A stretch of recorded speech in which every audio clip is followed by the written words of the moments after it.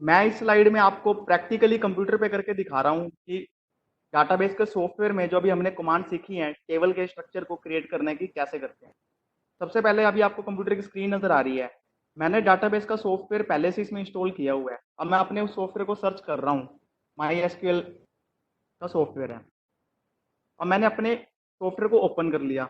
जैसे ही आप अपने सॉफ्टवेयर को ओपन करोगे तो आपको ये ब्लैक स्क्रीन नजर आएगी और ये आपसे पासवर्ड मांगेगी। पासवर्ड भी मैंने पहले से ही सेट किया हुआ था। अब मैं पासवर्ड एंटर करूंगा। जब तक मैं पासवर्ड एंटर नहीं करूंगा तो मेरा सॉफ्टवेयर नहीं चलेगा। इससे फायदा क्या हुआ, आपने कंप्यूटर में जो डाटाबेस को क्रिएट करना है या स्टोर कर रखा था उसका डाटा कोई भी नहीं देख सकता है बिना पासवर्ड को एंटर किए, और वो पासवर्ड आपको ही पता होगा। मैंने पासवर्ड एंटर कर दिया। जैसे ही मैंने पासवर्ड एंटर किया तो आप देख रहे हो यहाँ पे लिखा आ गया welcome to the MySQL monitor. और यहाँ पे माई एसक्यूएल लिखा होता है। इसके बाद हमें अपनी कमांड्स को टाइप करना पड़ता है। पहले मैंने आपको बताया था जब आप फर्स्ट टाइम अपने डाटाबेस को कंप्यूटर में बना रहे हो तो आपको अपने डाटाबेस का नाम लिखना पड़ेगा। जो आपको कर्सर ब्लिंक हो रहा है यहाँ पे आप अपनी पहली कमांड एंटर करोगे। और इसमें कुछ ऐसा नहीं होता हैश इंक्लूड एसटीडीओ कोनियो, ये चीजें नहीं होती ना, आयो स्ट्रीम इंट मेन, इस तरह का कोई कंसेप्ट नहीं है। ये सी प्लस प्लस लैंग्वेज से बहुत आसान है और बहुत अलग भी है उससे। आपको सिर्फ फर्स्ट टाइम आपको अपने डाटाबेस का नाम लिखना है। जहाँ पे आपका कर्सर ब्लिंक हो रहा है यहाँ पे आप अपने डाटाबेस का नाम लिखोगे। मैंने लिख दिया क्रिएट डाटाबेस। और हमें किस नाम से अपना डाटाबेस बनाना था, मैंने आपको बताया था स्कूल नाम से बनाना था।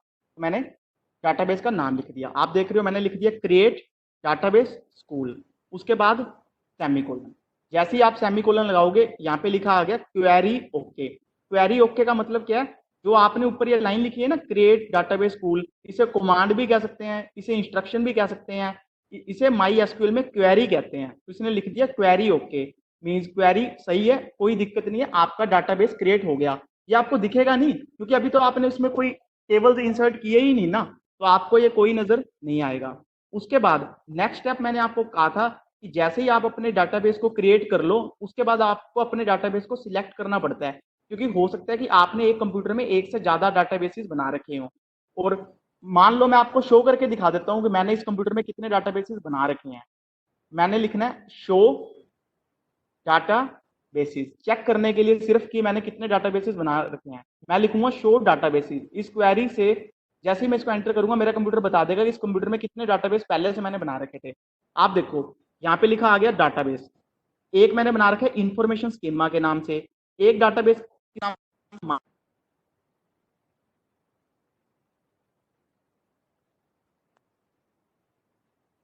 अब आप देखो जैसे ही आपने कमांड एंटर करी, एक डाटाबेस बना हुआ है पहले से इंफॉर्मेशन स्कीमा के नाम से, एक डाटाबेस बना हुआ है माई एसक्यूएल के नाम से, एक बना हुआ है रेलवे के नाम से, एक ये जो स्कूल बना हुआ है स्कूल मैंने अभी जस्ट क्रिएट किया है, और एक बना हुआ है टेस्ट के नाम से। और आंसर में इसने क्या लिखा, 5 rows in set, first second third fourth fifth.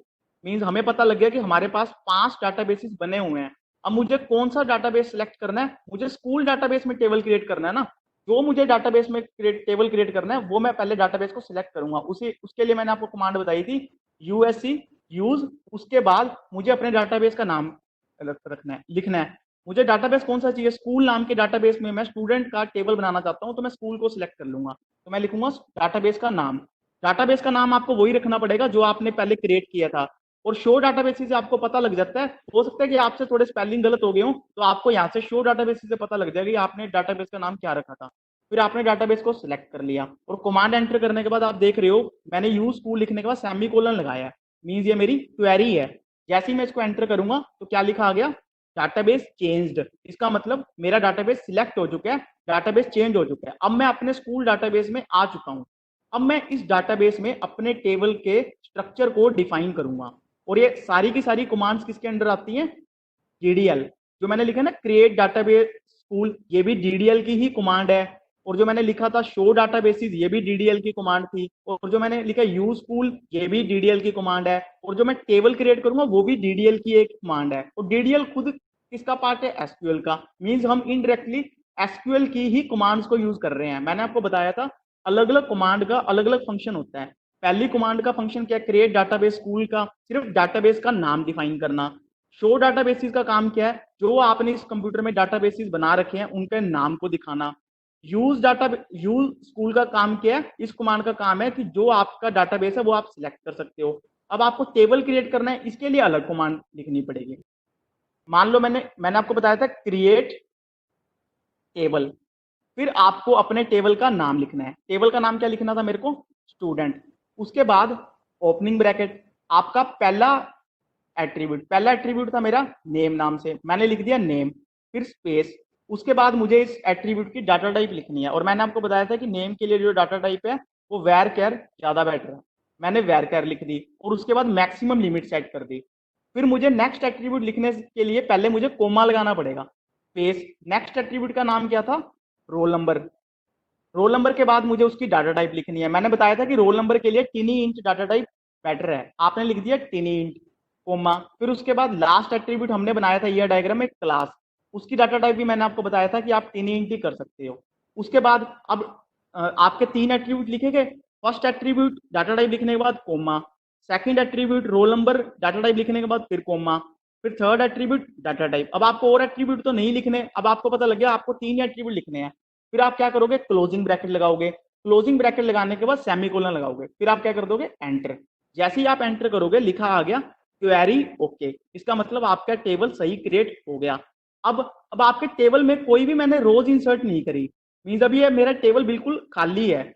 यदि मैं देखना चाहता हूं कि टेबल में मैंने कोई डाटा तो इंसर्ट नहीं किया, इसके लिए मुझे कमांड लिखनी पड़ती है, मैं आपको बताऊंगा बाद में। सिलेक्ट स्टार फ्रॉम टेबल का नाम, टेबल का नाम क्या था मेरा, स्टूडेंट।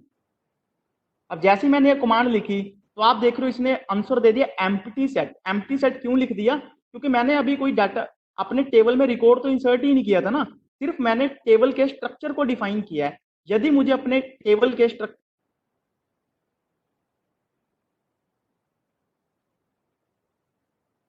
यदि मुझे अपने टेबल के स्ट्रक्चर को देखना है कि मैंने टेबल का स्ट्रक्चर कैसे बनाया है, उसके लिए मुझे क्या लिखना पड़ता है, डिस्क्राइब अपने टेबल का नाम। टेबल का नाम क्या बनाया मैंने, स्टूडेंट।